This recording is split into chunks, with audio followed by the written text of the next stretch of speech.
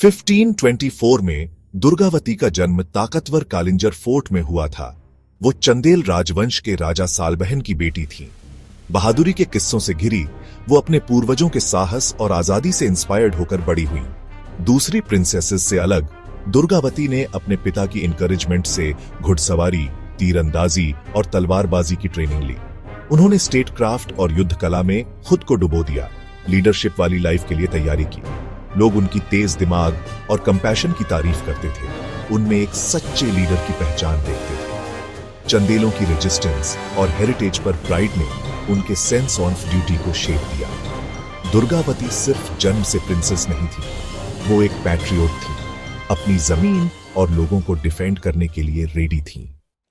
दुर्गावती की इंटेलिजेंस और बहादुरी की रेपुटेशन दूर दूर तक फैल गई। उन्होंने गोंडवाना किंगडम के वारिस दलपत शाह से शादी करने का फैसला किया, जिससे राजपूतों और गोंडों के बीच एक पावरफुल अलायंस बन गया। क्वीन के तौर पर उन्होंने अपने नए लोगों को अपनाया, उनका रिस्पेक्ट और प्यार विक्टोरिया। इस यूनियन से पीस और प्रॉस्पेरिटी आई और जल्द ही उनका बेटा वीर नारायण पैदा हुआ। लेकिन ट्रेजेडी तब हुई जब दलपत शाह की डेथ हो गई, जिससे दुर्गावती अपने छोटे बेटे के लिए रीजेंट के तौर पर रूल करने के लिए अकेली रह गई। अपने दुख के बावजूद उन्होंने चैलेंज को फेस किया। अपने बेटे की लेगेसी को प्रोटेक्ट करने के लिए डिटरमाइंड थी। किंगडम ने अनसर्टेन टाइम्स में उनसे गाइडेंस मांगी। दुर्गावती ने अपनी डेस्टिनी एक्सेप्ट की। गोंडवाना को एडवर्सिटी से लीड करने के लिए रेडी थी। रीजेंट के तौर पर रानी दुर्गावती ने ज्यादा सिक्योरिटी के लिए कैपिटल को चौरागढ़ शिफ्ट कर दिया। उन्होंने एम्बिशियस पब्लिक वर्क्स लॉन्च किए। रानीताल और आधारताल जैसे टैंक और रिजर्वायर बनाए, जिससे एग्रीकल्चर और डेली लाइफ में चेंज आया। रोड और फोर्ट बनाए गए, ट्रेड को बूस्ट किया और डिफेंस को स्ट्रांग किया। उनकी वाइज पॉलिसीज ने ट्रेजरी को भर दिया, हैवी टैक्सेस से नहीं बल्कि प्रॉस्पेरिटी को प्रमोट करके। जस्टिस उनकी पहचान थी। वो सबके लिए एक्सेसिबल थी, फेयरनेस और सेफ्टी इंश्योर करती थी, खासकर महिलाओं के लिए। उनके रूल में आर्ट और कल्चर खूब फला फूला और उनके लोग उन्हें क्वीन और मदर दोनों के तौर पर पूजते थे। गोंडवाना ने तरक्की की, पीस और प्रोग्रेस का मजा लिया।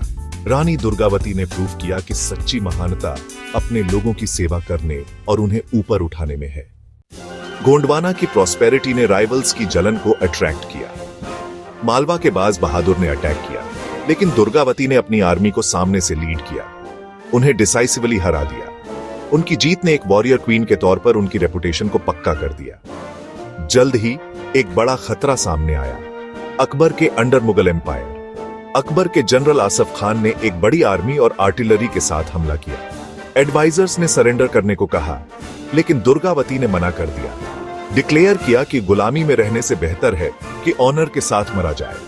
उन्होंने अपनी ट्रूप्स को इकट्ठा किया, किसी भी कीमत पर अपनी जमीन को डिफेंड करने के लिए डिटरमाइंड थी। नाराई में उन्होंने अपनी एडवांटेज के लिए टेरेन का यूज किया। एक डेयरिंग डस्क अटैक में मुगलों को भारी नुकसान पहुंचाया। अपनी सक्सेस के बावजूद उनके लेफ्टिनेंट ने एडवांटेज को प्रेस करने में हिचकिचाहट दिखाई, जिससे मुगलों को रिग्रुप होने का मौका मिल गया। एक फाइनल डेस्परेट बैटल के लिए स्टेज सेट हो गया था। दुर्गावती अडिग खड़ी थी, एम्पायर की ताकत का सामना करने के लिए रेडी थी। अगले दिन मुगल आर्टिलरी ने गोंड फोर्सेस को ओवरवेल्म कर दिया।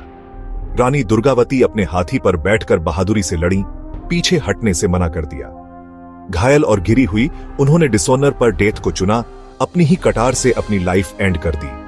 उनका सैक्रिफाइस करेज और रेजिस्टेंस का सिंबल बन गया। उनके बेटे वीर नारायण ने लड़ाई जारी रखी, लेकिन अपने किंगडम को डिफेंड करते हुए मारे गए। दुर्गावती की लेगेसी ने जनरेशंस को इंस्पायर किया। उनकी स्पिरिट उनके वंशजों और उनके लोगों में जिंदा रही। आज उन्हें इंडियन वुमनहुड और पैट्रियटिज्म का एक आइकॉन माना जाता है। उनकी कहानी बनी हुई है बहादुरी और निस्वार्थ लीडरशिप का एक चमकता हुआ एग्जाम्पल।